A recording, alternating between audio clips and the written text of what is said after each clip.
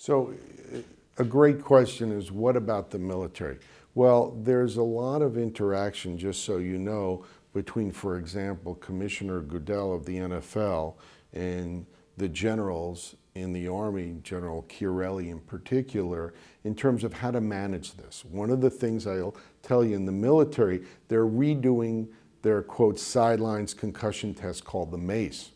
They have some of the smartest military doctors working on how to make this a better test. Now, one thing we didn't talk about that's really important to talk about is culture change.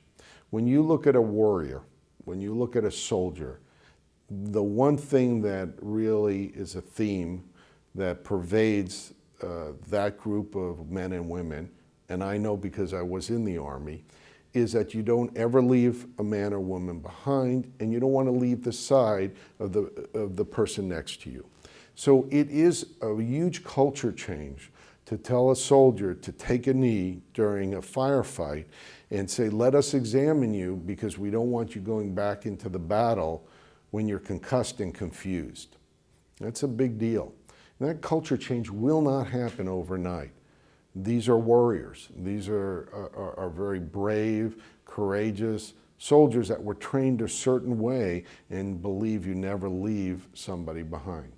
Well, it's no different than the super athlete that plays professional soccer or football or rugby. Same thing.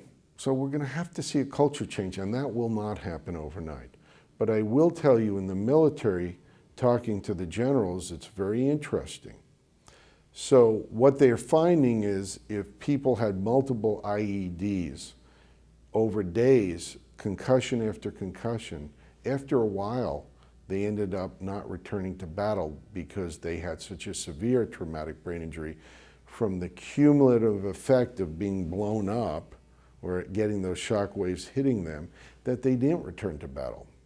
But what they're doing now, and they're piloting this project, is they're taking the soldiers out once they're close enough to an IED and they suffer a concussion, and letting them go back to the barracks to recover.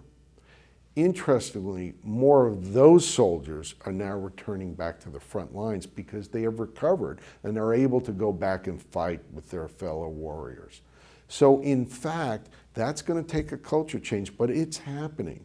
And General Chiarelli told me that they're now able to return soldiers to the back line, to the front line, once they take them off the line to recover from their concussions.